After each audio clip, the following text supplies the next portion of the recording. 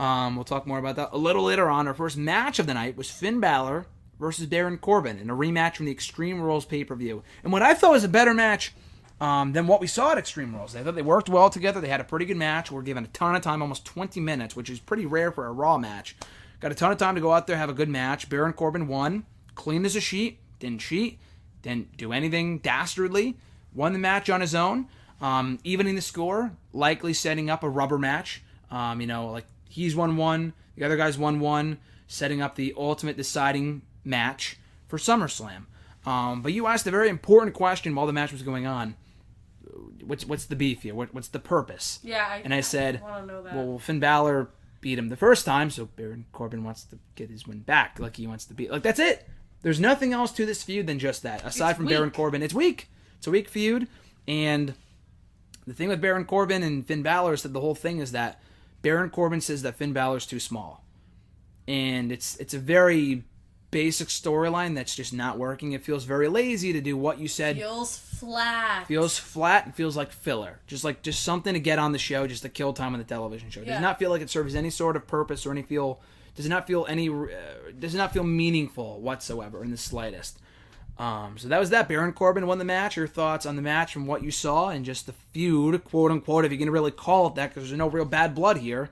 On the whole, there's no bad blood there. It's such a weak feud. It's such an excuse to have something and fill time that to me I didn't really pay any attention to it, and I just kind of saw it as unimportant. I don't really know these wrestlers either because I just started watching recently again after not watching for a little while.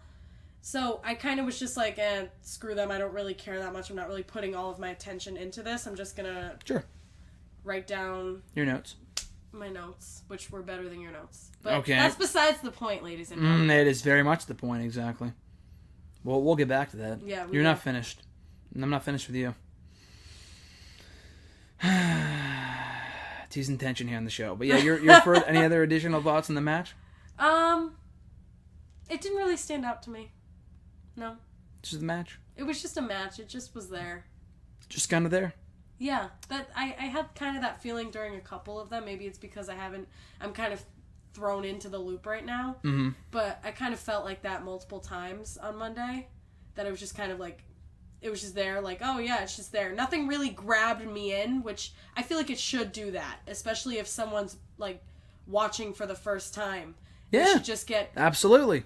They should just get right into it and really like get hooked into it. It wasn't like that with me. I was just kind of like, all right, whatever. They should make every single show like the first time that anyone is watching. Exactly. Anyone could be flipping through the channels and be like, okay, what is this? And want to be compelled to watch the rest. I'm not saying relive every match they've ever had, because you can't do that. That's insulting the intelligence of fans like me that watch every week and that know what's going on. But you can do a better job of trying to hook people.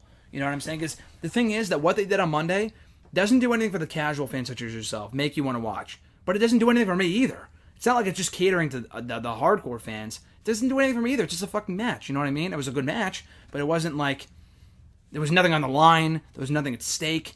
You stole my girlfriend. This is my revenge. Like, there's nothing, you know. Yeah, I was looking for stuff at stake and like real drama. No drama. Like pure. It was just. That's the heart and soul of pro wrestling, and there was nothing there whatsoever. It was just a match. Yeah.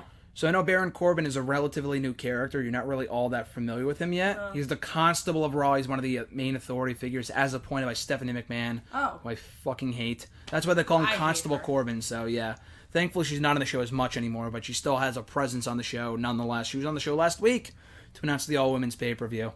But anyway, because she takes credit for that type of thing, even though she shouldn't. With Finn Balor, have you've seen Finn Balor before or no? Yes, I have. The demon stuff or no?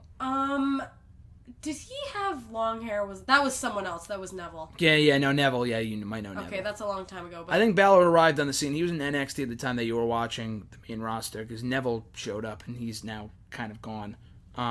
Does he show up anymore? No, he was on the roster, and then they didn't really do anything with him for a while. About 2 years ago, he got hurt, was off the show for a while, came back, and they put him in what they call the Cruiserweight division, which is like they're smaller guys, but they're really, really good wrestlers. And they're on a whole other show. They used to be on Raw. They took them off and put them on their own show on the WWE Network. And Neville was like the face of that division for a while. And then he just got sick of how they were using him, the company that is, and he just walked out and has been sitting out the rest of his contract ever since. Wow. And that was last October, yeah. Wow. Pretty much rebelling. That's when I went to school. Yeah, so that's why you haven't seen him. That's why I haven't seen him. Perfect. Yeah. So, yeah, he's been gone ever since. But, yeah, no, Finn Balor is great. The big talk coming out of this match was that people feel that he's underutilized. The guy's really, really good, but he's not really given a chance to show it, and he's also losing more often than he wins. Mm-hmm. So he kind of comes across like just another ordinary guy in the roster, whereas he should feel more special than he does. And matches like this will not accomplish that. So, no. Like I said, I think they'll have another match at SummerSlam. Who wins? Who gives a shit is more like the question. Because no one cares. If there's nothing on the line, the winner doesn't get this or that or whatever, and there's no stipulation in the match, like if there was no disqualification, that'd be one thing. But if it was another standard singles match between the two, who the fuck could possibly care?